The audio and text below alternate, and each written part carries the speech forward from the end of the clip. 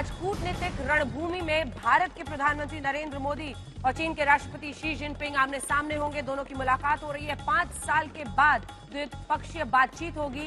इस बायलैटरल पर भारत और चीन ही नहीं बल्कि पूरी दुनिया की नजर है, क्योंकि इसके कई मायने हैं।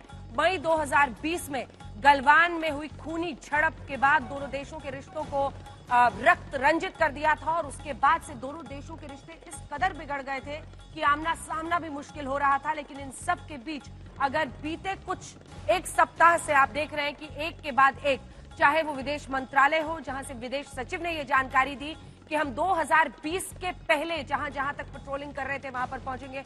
खुद विदेश मंत्री ने एस जयशंकर ने एक निजी मीडिया हाउस को इंटरव्यू में ये कहा कि 2020 के पहले हम जहां जहां तक पेट्रोलिंग कर रहे थे वहां तक हम फिर से पेट्रोलिंग की शुरुआत करेंगे।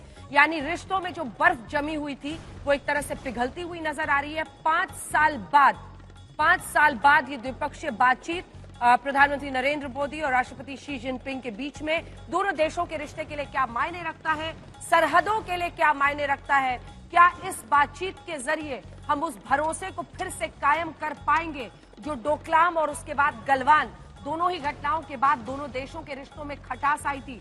इसी के साथ 2020 की वो गलवान की घटना, क्योंकि देखिए ये कोई सामान्य स्थिति नहीं थी।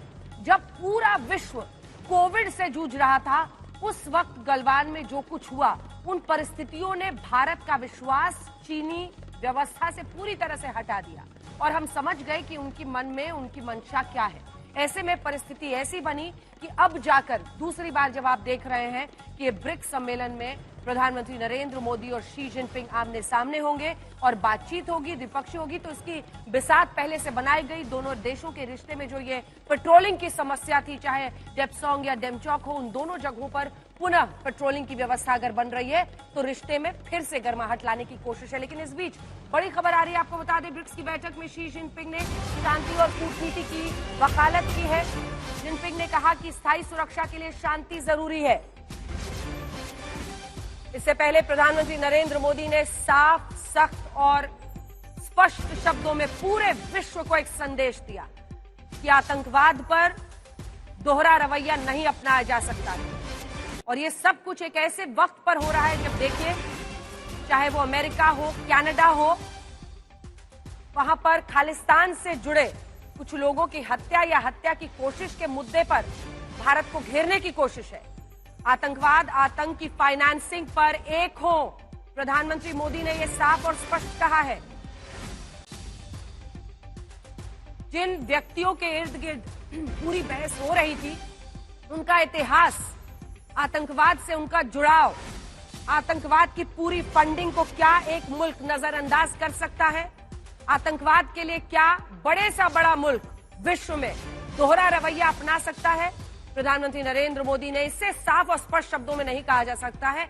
आतंकवाद पर यह गहरा प्रहार, आतंकवाद, आतंक की फाइनेंसिंग पर पूरे विश्व को एक होना होगा।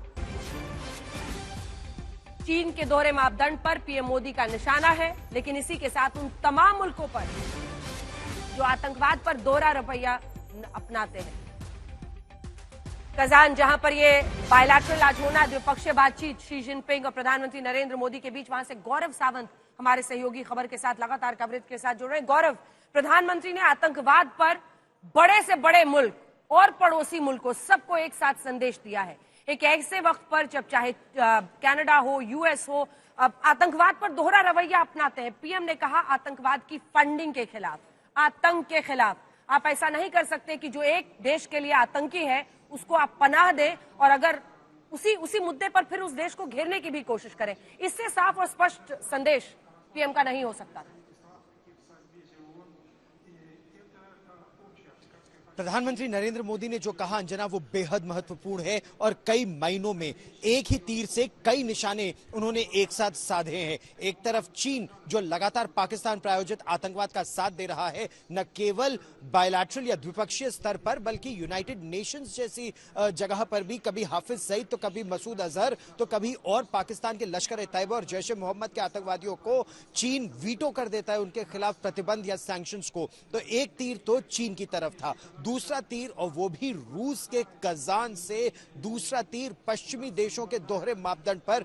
कनाडा जिस तरह खालिस्तानी आतंकवादियों को पनाह देता है, अमेरिका के सैन फ्रांसिस्को में भारत के वाणिज्य उच्चायोग को, वाणिज्य दूतावास को आग लगा दी जाती है और अमेरिका उसकी जांच सही ढंग से नहीं करता।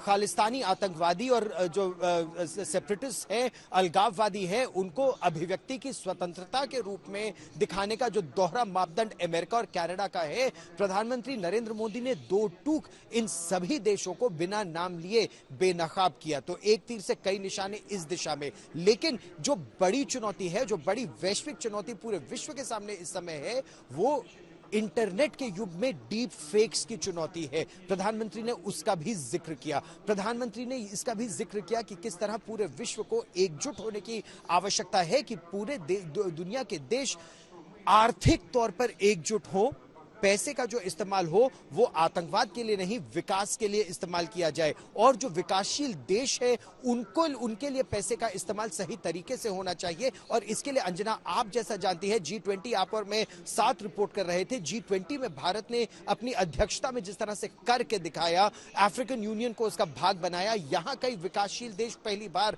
G20 यहां पर ब्रिक्स एक्सटेंडेड फैमिली का हिस्सा बन रहे हैं। यह दिखाता है कि भारत जो कहता है वो करके दिखाता है, चाहे रूस से सस्ता ईंधन हो या फिर यहां से उर्वरक और फर्टिलाइजर हो, जो भारत के लिए ही नहीं विकासशील देशों के बहुत काम आ रहे हैं। बिल्कुल, और भारत एक ऐसा देश जो अपने हित को सर्वोपरि रखकर ये समझता है कि विश्व में कैसे हर देश के साथ एक रिश्ता बनाना भी है, लेकिन रिश्तों की डोर किसी दूसरे के हाथ में थमा नहीं देना है। ये शायद वो मूल मंत्र है जिस पर भारत अपनी कूटनीति, अपनी रणनीति को आगे बढ़ा रहा है। हमारे साथ अशरफ वानी हमारे सहयोगी भी इस वक्त जुड़ रहे हैं, और अशरफ, मुझे लगता है डेमचौक से इस वक्त हमारे साथ जुड़ रहे हैं।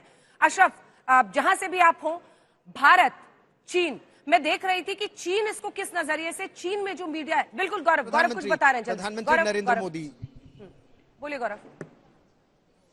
प्रधानमंत्री नरेंद्र मोदी ने बोलना शुरू किया है, बिल्कुल लाइव बोल रहे हैं प्रधानमंत्री नरेंद्र मोदी इस सेशन में।